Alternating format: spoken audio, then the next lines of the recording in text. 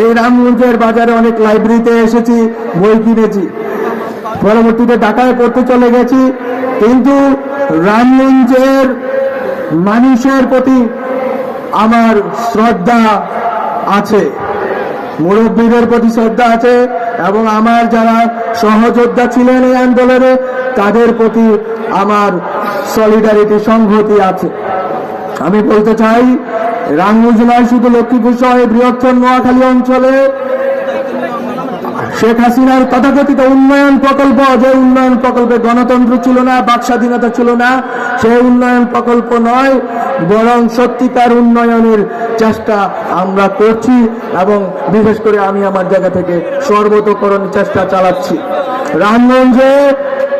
রামগঞ্জে আমাদের পূর্বসূরি একজন মন্ত্রী ছিলেন, প্রতিমন্ত্রী ছিলেন, উনি অনেকগুলো চেষ্টা করেছেন।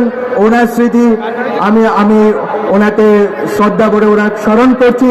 কিন্তু আমার যতটুকু সুযোগ থাকবে, আমি বাংলাদেশ রাষ্ট্রে অন্তর্বর্তীকালীন সরকারের একজন প্রতিনিধি, কিন্তু যেহেতু আমার জন্মস্থান রামগঞ্জ, যেহেতু আমার জন্মস্থান এবং আমার পরিচিত আপনারা, ফলত আপনাদের যে সুবিধার্থে যে প্রকল্পগুলো গৃহীত হয়েছিল, সেই প্রকল্পগুলো যাতে ত্বরিত গতিতে যাতে সাধিত হয় এবং সুষ্ঠুভাবে সেই কার্যক্রমগুলো যাতে আমরা থাকাকালীন সময়ে করে যেতে পারি, সে চেষ্টা আমি করব ইনশাআল্লাহ।